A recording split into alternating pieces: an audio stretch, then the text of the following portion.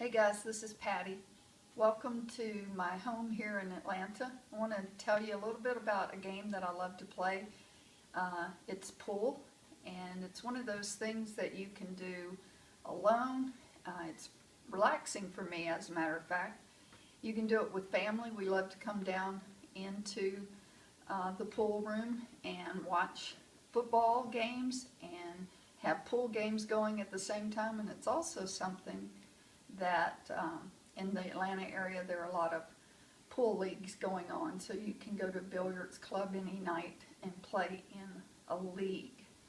So in doing pool, there's a few things that you need to learn, and I'm going to teach you one of those techniques tonight, and that's simply how to rack the balls.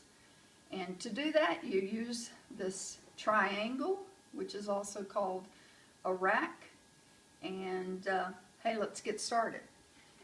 I'm going to just put this down for now, and we're going to, you want to have all your balls gathered out of the pockets and bring them over close to you as you start racking the balls.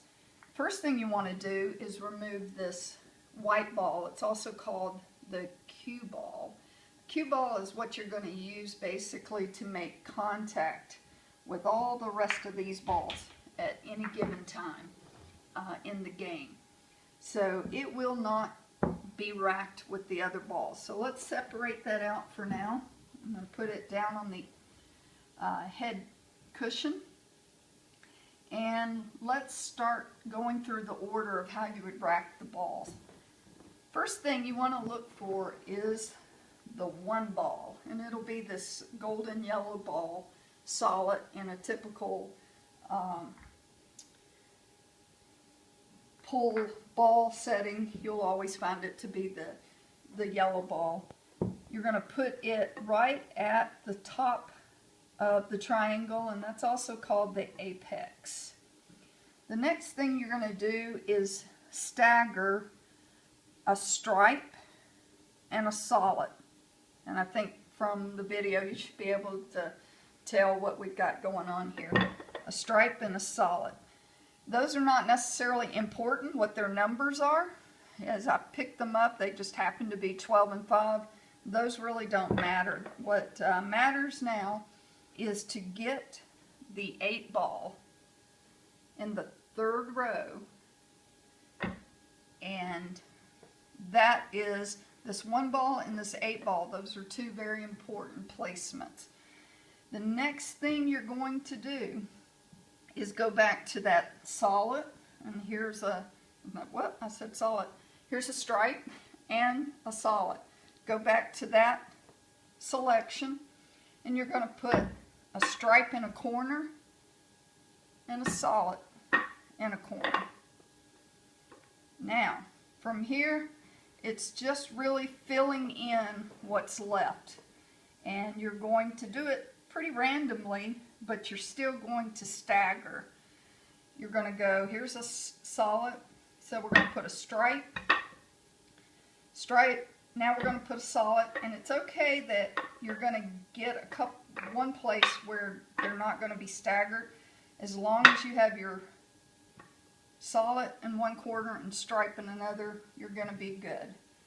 So let's continue on. We've got a solid, a stripe, we're going to go stripe, solid, stripe, and now we're going to go stripe and solid.